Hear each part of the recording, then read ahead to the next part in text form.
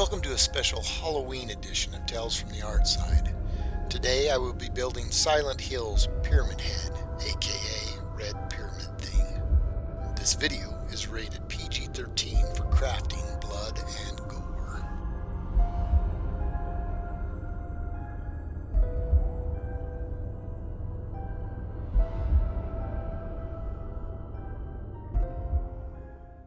For this build, I'm starting with a printout of some orthographic views of the figure that I found online.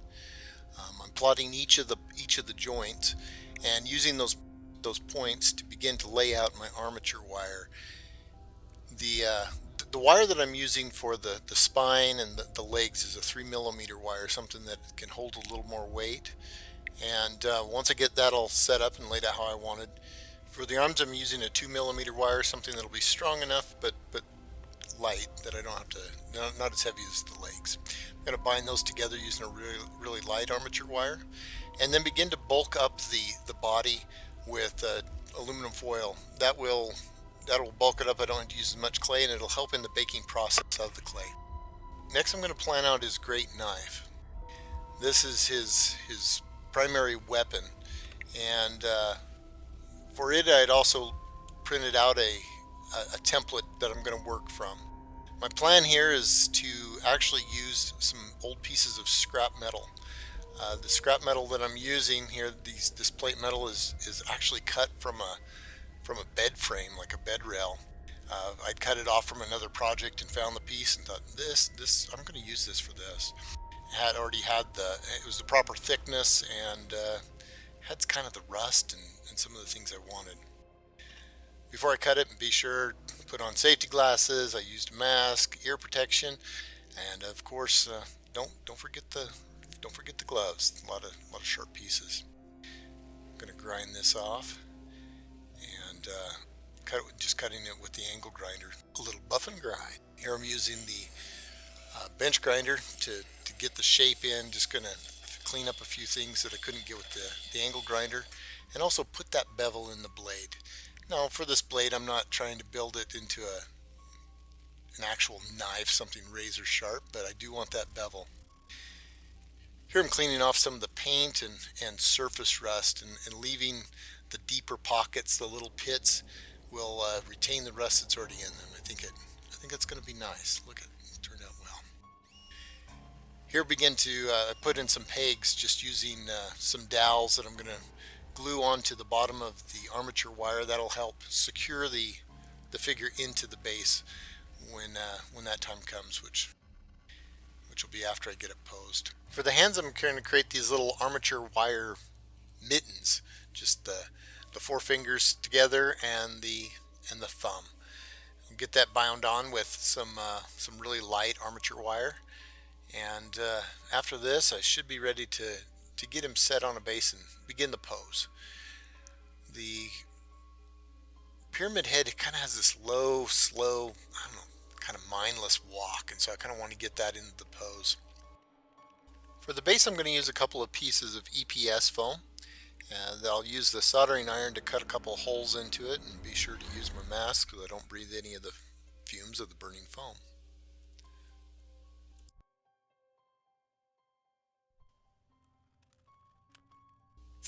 There we go. Look at that. That's scary. That's scary as can be. Maybe Slender Man if we're making Slender Man, but we'll get him bulked up. I'm going to thicken up the legs with some more aluminum foil, or aluminium, depending on what part of the world we're in. And once the aluminum foil has bulked up the legs and the arms, I think we'll be ready to start building the clay. For the clay, I'm using just the original Sculpting. I had a bunch of it laying around from, I think my kids had a project or something, and it was sitting there, and I wanted to use it before it goes bad, so start working in the Sculpting. As you see, I'm going to just lay on these forms that will make up muscles, bones. So there's a clavicle, putting in a clavicle, and once in a while you'll see I'll just use the tool to kind of blend those pieces to bind them to each other, not really blending them fully, but binding them. A lot of these little clay worms built up over and over to give the impression of the various muscles. Working on a bicep there, so you're building it up. You can see the triceps and the deltoid, or at least impressions of them for right now. Little striations in the muscle. Man, we got to build up his gluteus maximus there. Build up the rear butt muscles. And for this, I'm not real worried about all of the figure being perfect. Most of what we're going to see in this is just the shoulders and the back, but I want to at least have the bulk right so that the form underneath the cloth and underneath his apron and so forth will at least be correct. When you're building something like this, don't be afraid to look up reference for the muscles and to see how the big design, the big forms, you don't have to know every muscle and its position, but see what those muscles are doing, how they create the form that you're going to need underneath. Here I'm building the hands, and as you can see the little reference that I have on top, his fingers, he has these gloves that three fingers are bound together and the pinky and the thumb are separate. So I'm going to do that in the hand and make sure that I kind of try to replicate that look of the three kind of weird mitten glove, the surgical glove. Once I get that done, I'm going to keep bulking up the legs and the feet. I'm going to get those in. In some of the other builds, I've used actual leather and made little leather boots and stuff. This I didn't get as ambitious, just mainly because of the size. But testing the blade and now doing those boots, I'm just going to wrap the upper end of the boots of the leather and sculpt in the folds and the soles of the boots. Try to get them to look right. I'm just about ready to bake this figure, and so I'm using isopropyl alcohol to smooth out any I don't know, the rolls, the little imperfections in the sculpt. Now it's time to build Pyramid Head's head. For this, I need to make a paper version that I can make sure all my geometry is going to be right. So I'm going to use these lighter paper bits to create a cardstock template that I can then assemble.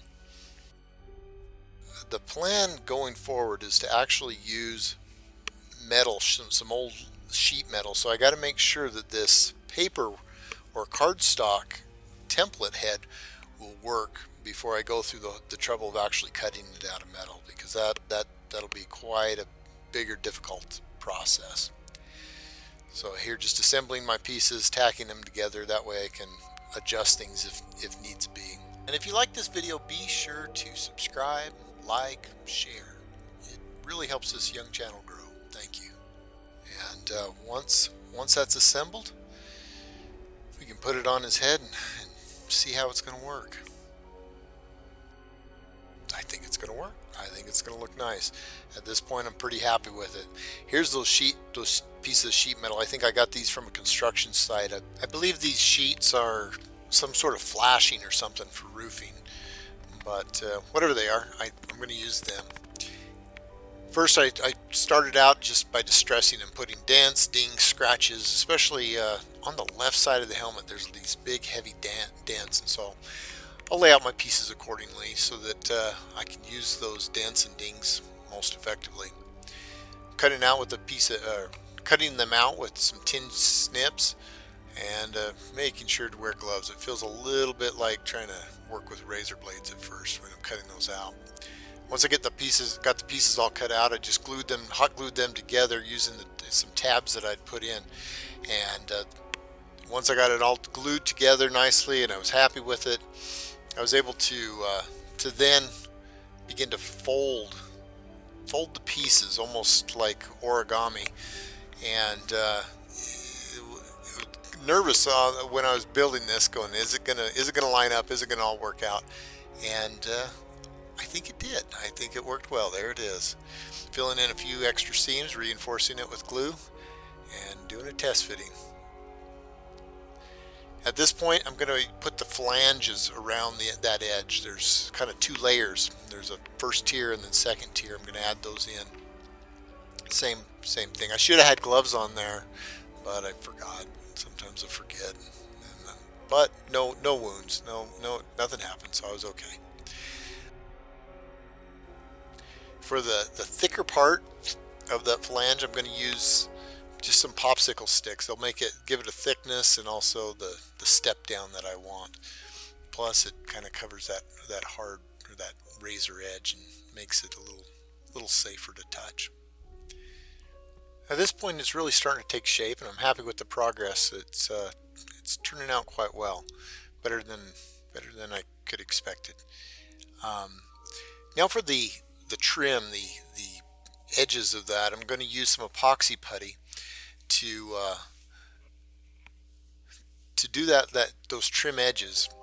And I'm using the epoxy putty for a couple reasons. One, it was easier to work with than trying to work with metal or something. But then after it was all done, I could go through and distress it and damage it and make it look like it's been through battles and so forth. As you can see, just laying these pieces out and then using the razor to trim it back.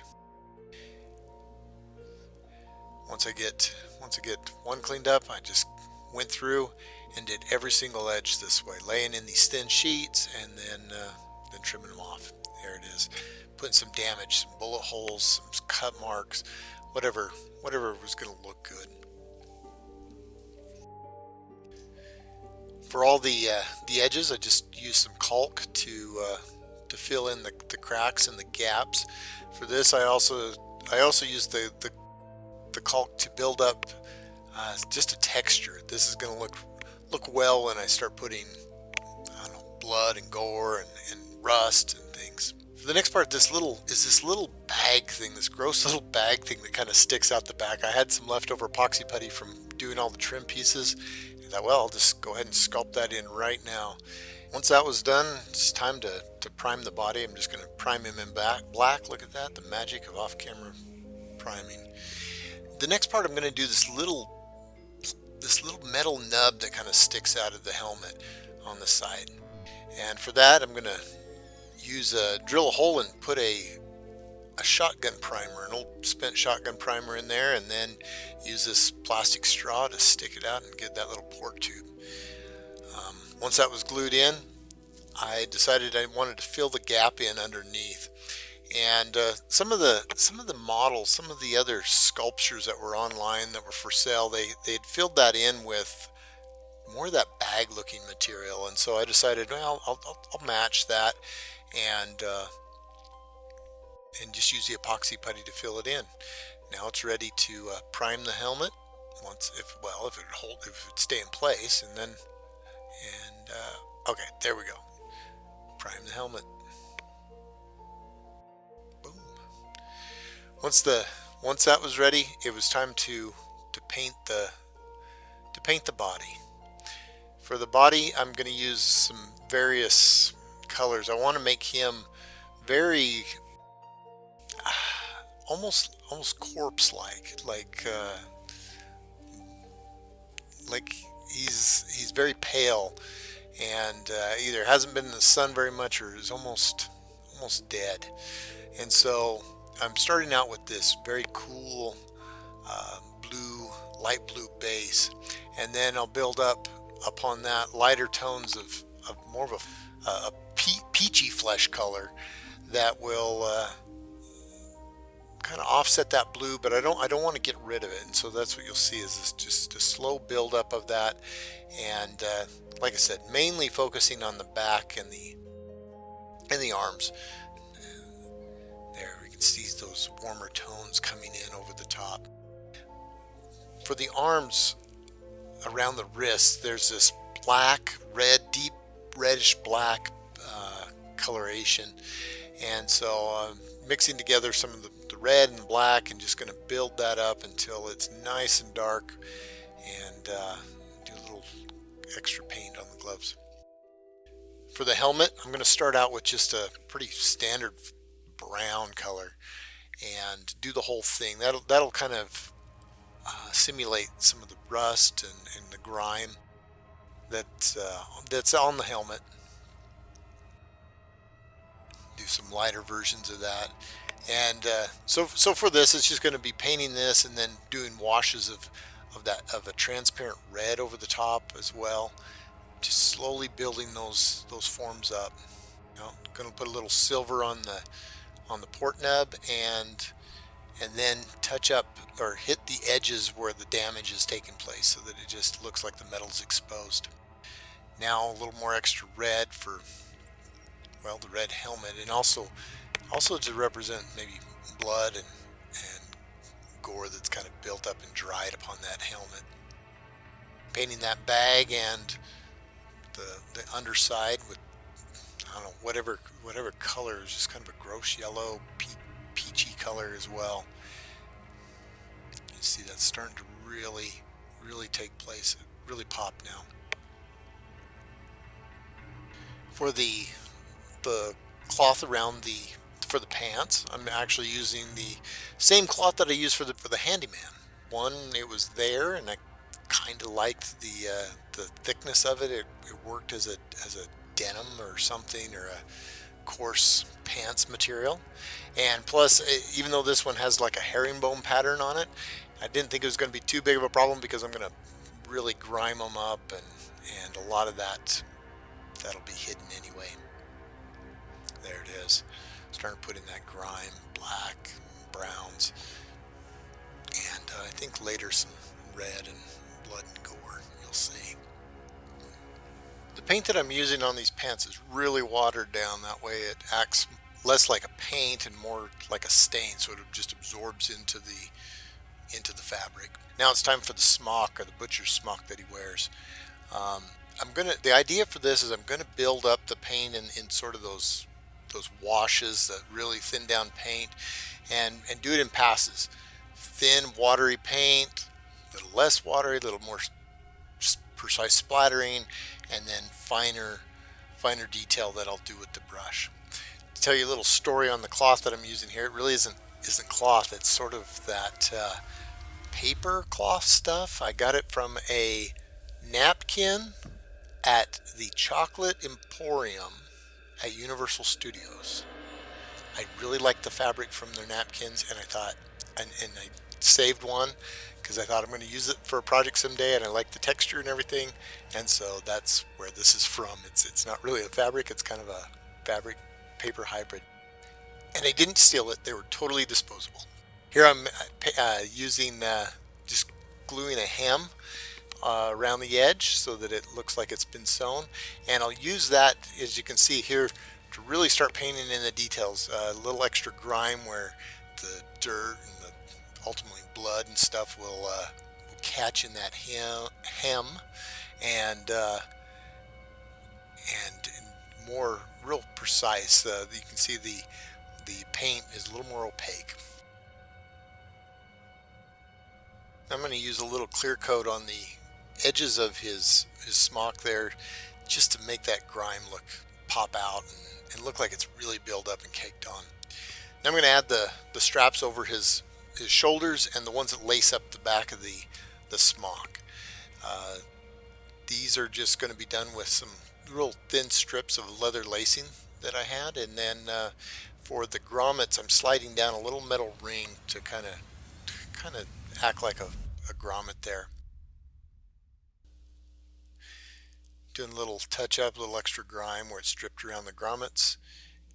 For this part I'm going to add in the buckles that actually cinch the front of it closed, and just using little buckles in that same leather lacing.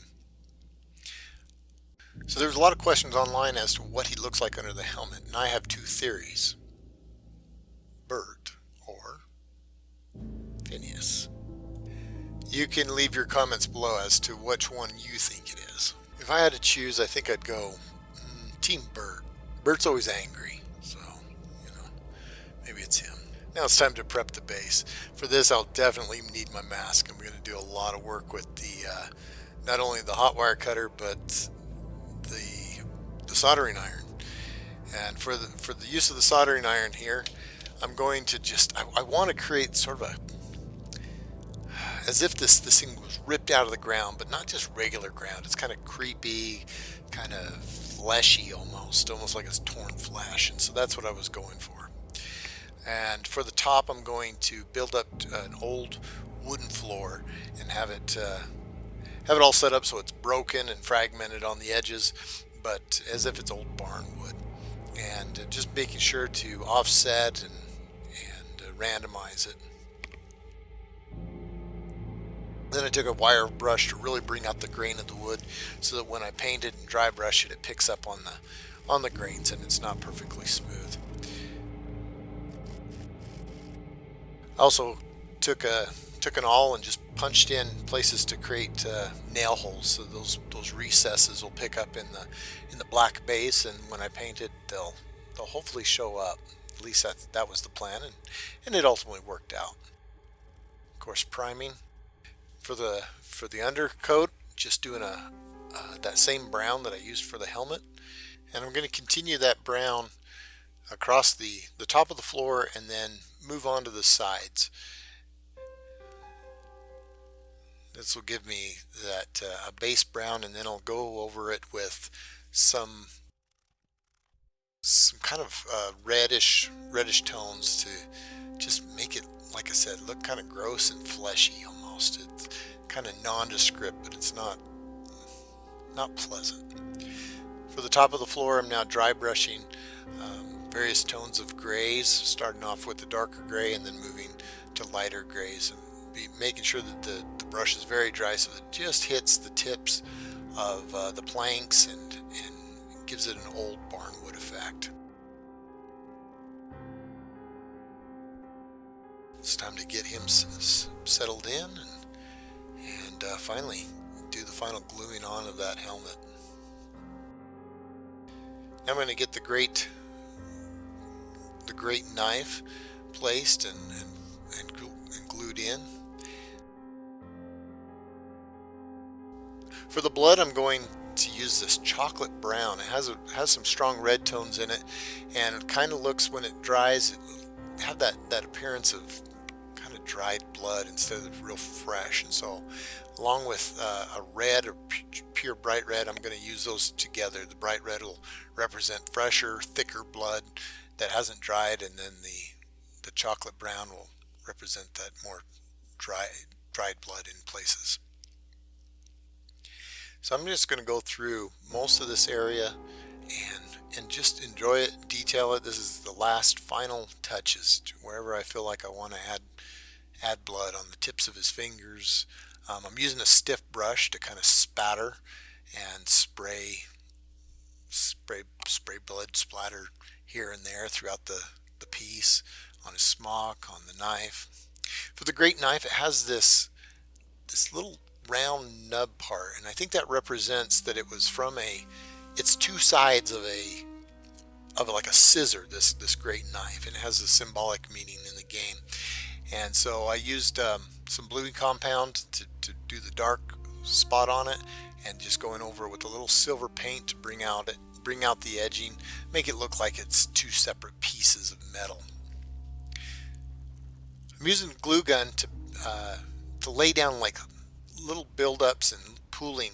The idea is I'm going to create a thicker blood, where this isn't just blood, but it's congealed areas, gore, flesh, and go over them with a little extra red, and just to add a little three-dimensionality to the gore here. If you'd like to see more builds like this, be sure to check out my channel Tales from the Art Side, or simply click on the end cards at the end of this video. Thanks.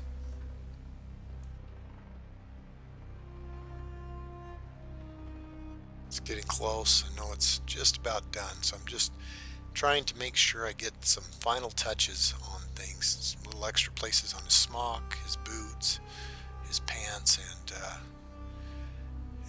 can't forget the helmet. I need some extra splattering on the helmet. For a final touch, I'm going to add a little clear coat on the thicker places of the blood, so that when this all dries down, there's going to be a kind of a juxtaposition of dried more brown blood, and that redder will really shine and pop just to add extra intensity and gore.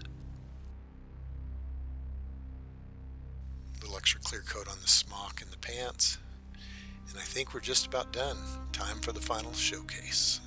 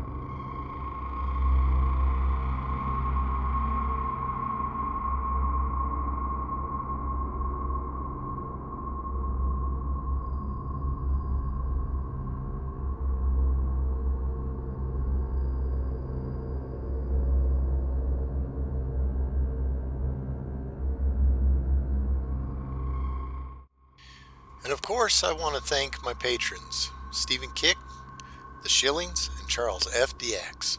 Thank you.